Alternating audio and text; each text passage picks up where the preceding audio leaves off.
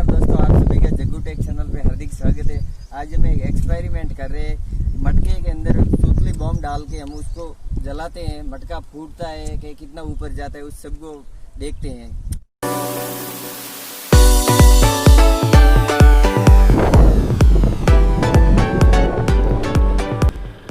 मैं मटके के अंदर सूतली बॉम्ब को फिट कर रहा हूँ, फिर मटके को उल्टा करेंगे।